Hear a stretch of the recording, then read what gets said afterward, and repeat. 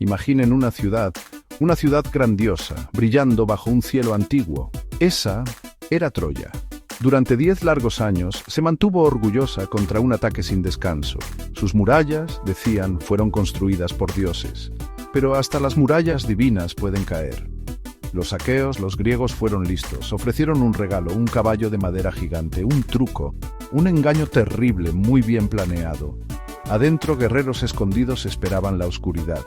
Troya dormía, sin saber el desastre que se venía. Las puertas se abrieron.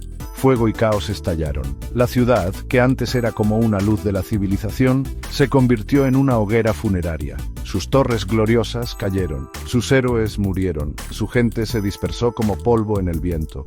Un final triste para una época de leyenda. De estas ruinas humeantes salió un héroe. Se llamaba Eneas, hijo de un hombre mortal y de la diosa Venus. Llevaba a su padre anciano, Anquises, sobre sus hombros. Llevaba a su hijo pequeño, Ascanio, de la mano. Reunió a los troyanos que sobrevivieron, los penates, sus dioses sagrados de la casa. Su misión no era solo escapar de la muerte, era encontrar un nuevo hogar, una nueva Troya. Los mismos dioses habían susurrado sobre una tierra prometida en Hesperia, la tierra del oeste, Italia.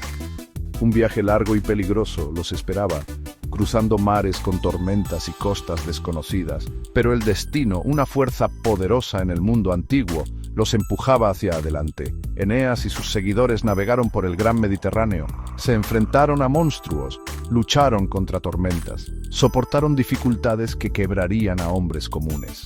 La diosa Juno, reina de los dioses, tenía un viejo rencor contra los troyanos. Intentó sin parar arruinar la misión de Eneas.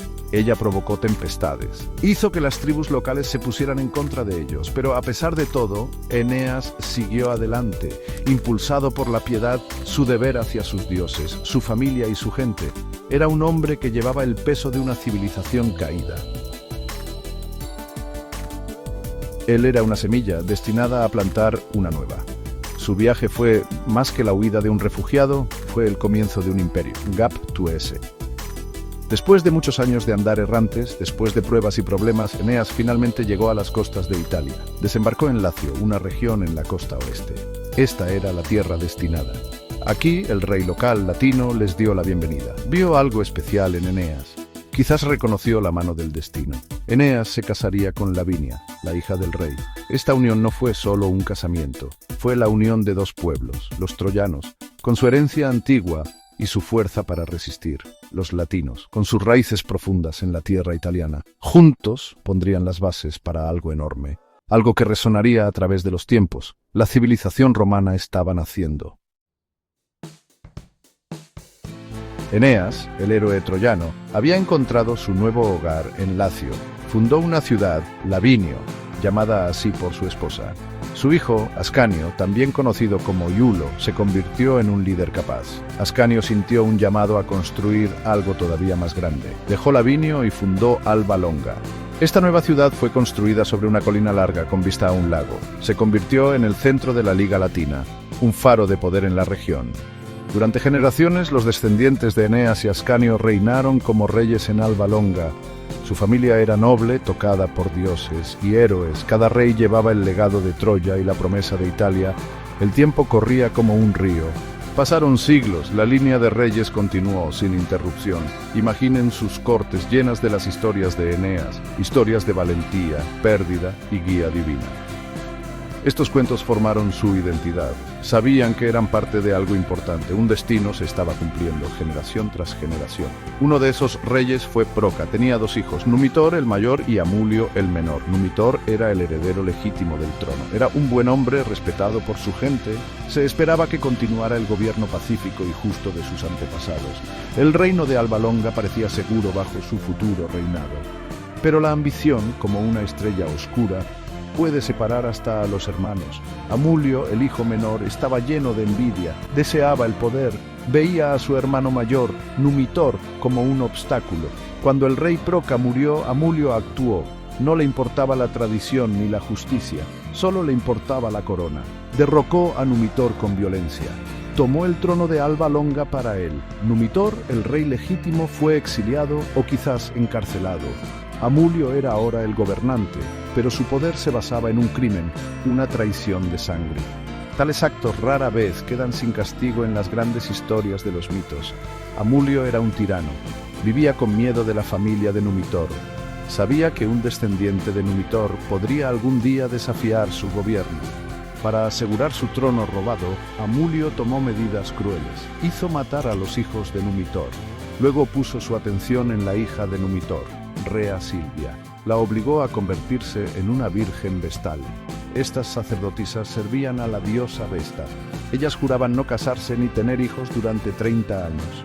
Al hacer a Rea Silvia una vestal, Amulio creyó que había terminado con la familia de Numitor. Sin hijos, no habría futuros reclamantes al trono. Pensó que había engañado al destino. Pero el destino, como vemos seguido, tiene sus propios planes, sus propias formas misteriosas de actuar. Rea Silvia servía a la diosa Vesta en su templo. Había jurado no casarse ni tener hijos. Amulio, el rey usurpador, creía que había asegurado su reinado. Pensó que ningún hijo de la familia de Numitor lo amenazaría jamás. Pero los dioses, o quizás el universo mismo, tenían otros planes. Un día, mientras Rea Silvia buscaba agua en un bosque sagrado, se quedó dormida. El dios Marte, el poderoso dios de la guerra, quedó encantado por su belleza, bajó y estuvo con ella. Algunos dicen que fue una intervención divina. Otros podrían verlo como una forma de hablar de las fuerzas poderosas que marcan nuestros comienzos. El resultado fue claro. Rea Silvia quedó embarazada. Llevó su secreto con una mezcla de miedo y asombro. Cuando llegó el momento, dio a luz, no a un niño, sino a 2 gemelos varones, bebés sanos, fuertes y hermosos. Pero este evento feliz se vio opacado por el peligro en que estaban. El rey Amulio seguro los mataría si se enteraba. Rea Silvia, con el corazón roto, trató de esconderlos. Pero la noticia de los nacimientos finalmente llegó al rey cruel. Amulio estaba furioso. Su plan para eliminar a la familia de Numitor había fallado. Ordenó que ahogaran a los bebés en el río Tíber. Un final rápido y cruel para una posible amenaza. A los sirvientes se les encargó esta tarea horrible. Sin embargo, los sirvientes sintieron un poco de lástima. O quizás temieron la furia de los dioses por matar niños inocentes que podían ser hijos de un dios. El río Tíber estaba crecido. Sus aguas estaban embravecidas, desbordándose mucho más allá de sus orillas normales. Los sirvientes no podían llegar a la corriente principal para asegurarse de que los bebés se ahogaran, así que pusieron a los gemelos acurrucados en una pequeña canasta de mimbre al borde de las aguas desbordadas. Los dejaron al pie del monte Palatino, cerca de una higuera salvaje llamada la higuera ruminal. Esperaban que la corriente se los llevara, o que algún otro destino se hiciera cargo de ellos. Dejaron a los bebés en manos del destino. Las aguas del Tíber, en lugar de ser su tumba, se convirtieron en su salvación. Cuando las aguas de la crecida bajaron, la canasta que llevaba a los gemelos se posó suavemente en la orilla lodosa. Estaban vivos, pero solos y sin ayuda, llorando de hambre. Entonces ocurrió un milagro. Una loba bajó de las colinas. Hacía poco había perdido a sus propios cachorros. Guiada por instinto maternal, o quizás enviada por el mismo dios Marte, se acercó a los bebés que lloraban. En lugar de hacerles daño, empezó a lamerlos para limpiarlos. Con cuidado les ofreció sus pechos para que mamaran.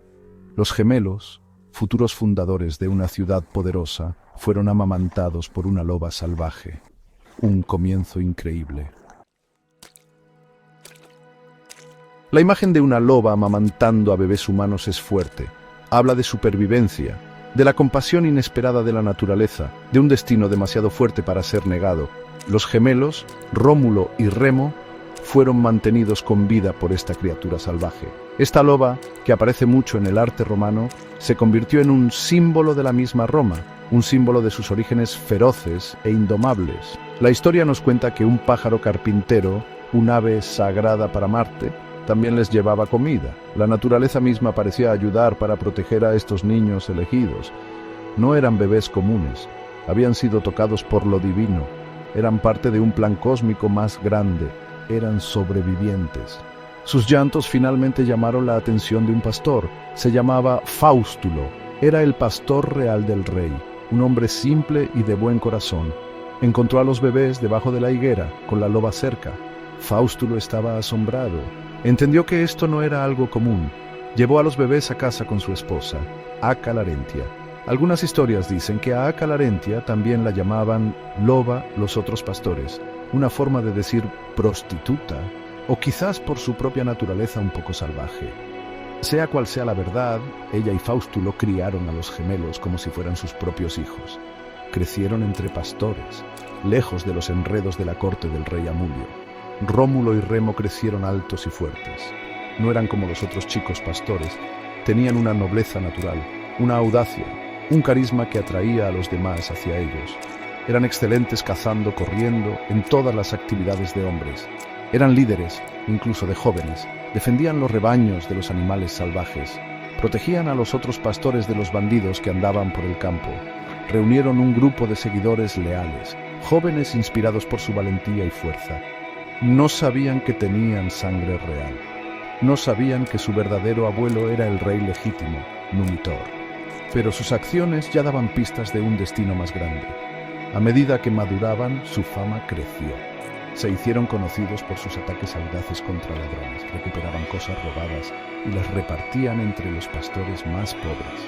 Esto los convirtió en héroes para algunos, pero también les creó enemigos. No tenían miedo, eran justos, eran jefes naturales. La crianza salvaje, la lucha por sobrevivir, la necesidad de liderar y proteger, estas experiencias los formaron. Se estaban formando en el fuego de la naturaleza italiana, preparados para un futuro que aún no podían imaginar, un futuro que incluiría fundar la ciudad más poderosa que el mundo antiguo jamás había visto. La vida continuaba en las colinas. Rómulo y Remo lideraban su grupo de jóvenes pastores. Eran audaces, eran respetados, pero su creciente influencia no pasó desapercibida. Un día surgió una pelea entre los pastores de Numitor, el rey al que le quitaron el trono, y los pastores leales a Amulio. Era algo bastante común en esas tierras de pastoreo. Durante una de esas peleas, Remo fue capturado. Lo tomaron los hombres de Amulio. Lo acusaron de atacar las tierras de Amulio. Esta era una acusación grave. Remo fue llevado ante el rey Amulio para ser juzgado. Esto fue un giro del destino, un momento peligroso. Sin embargo, el rey Amulio no reconoció a su sobrino nieto. ¿Por qué lo haría? Creía que la familia de Numitor estaba extinguida. Decidió entregar a Remo al mismo Numitor para que lo castigara. Quizás Amulio pensó que esto sería una ironía cruel, o quizás quería mostrar su propia generosidad dejando que Numitor juzgara al joven problemático. Numitor, que vivía tranquilo y olvidado, se sorprendió al ver al joven. Mientras interrogaba a Remo sobre sus orígenes, su edad y su forma de ser, empezó a notar cosas. La postura noble del joven, su valentía incluso estando prisionero, un parecido increíble con su propia hija, Rea Silvia. Mientras tanto, Faustulo, el pastor que había criado a los gemelos, sabía la verdad. Siempre había sospechado que eran de familia noble. Incluso había guardado la canasta en la que los encontró. La captura de Remo lo obligó a actuar. Le reveló todo a Rómulo, le contó sobre la loba, sobre su madre, Rea Silvia, sobre su abuelo, Numitor, sobre el cruel usurpador, Amulio. Rómulo quedó impactado. Las piezas de su vida, su liderazgo natural, su espíritu inquieto, de repente tuvieron sentido. No era solo un pastor, era el nieto de un rey. Tenía un destino que cumplir, una injusticia que corregir. Rómulo actuó rápido, reunió a sus seguidores leales, los pastores que habían luchado a su lado, les dio armas, les contó la verdad sobre quiénes eran y la injusticia cometida contra su familia. Su lealtad hacia él, ahora motivada por una causa justa, era total. Rómulo marchó sobre Alba Longa. Al mismo tiempo, Remo, que también se había enterado de su verdadera identidad por Numitor, provocó una rebelión desde dentro de la ciudad. El plan estaba coordinado. El ataque fue rápido.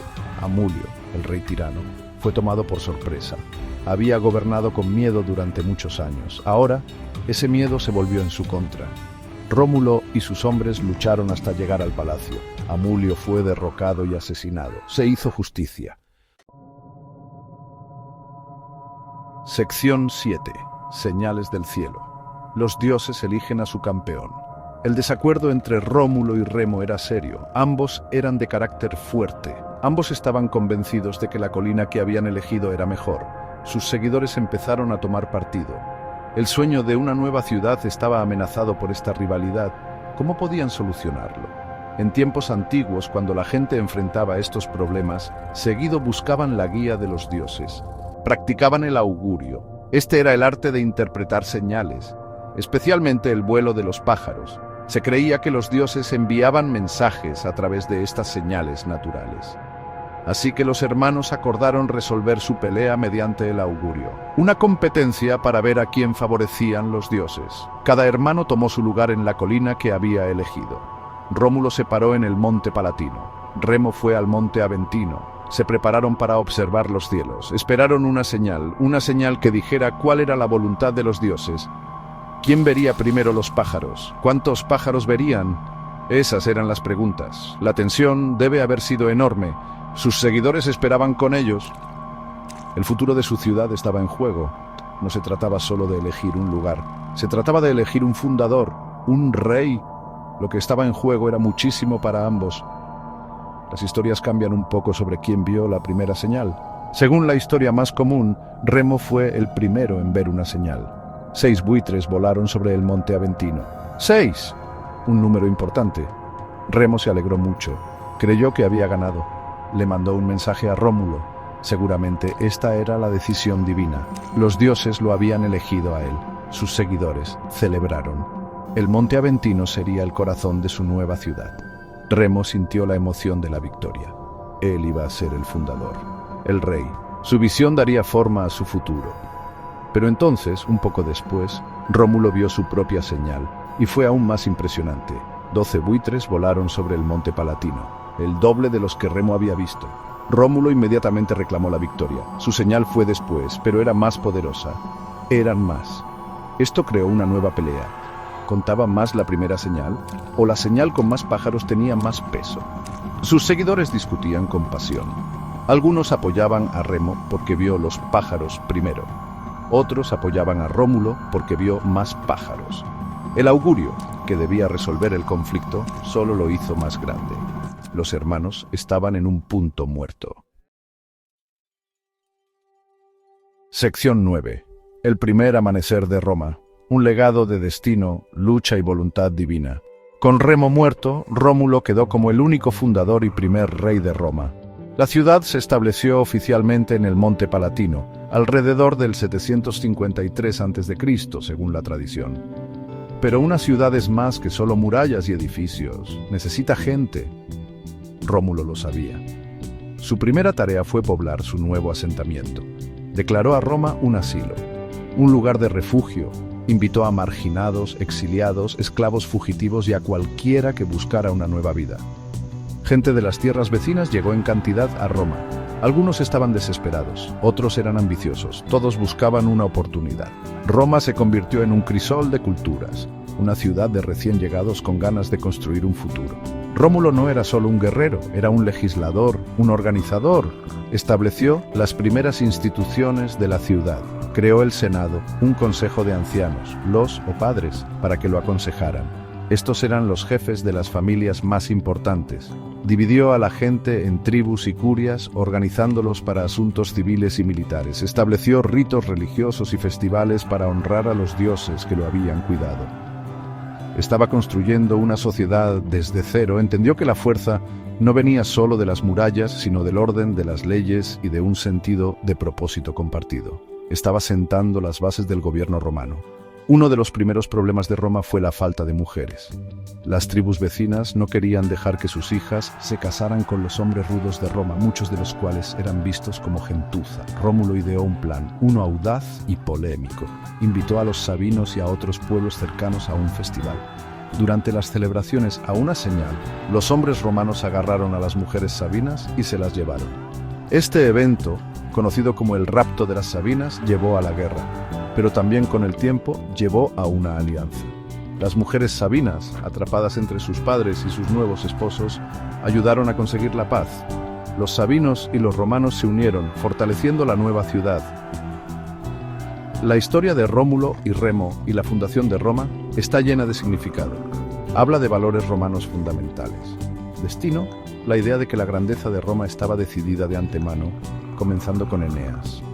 Lucha, el entender que nada que valga la pena se consigue fácil, que el poder y la seguridad se deben pelear y defender, incluso a un gran costo.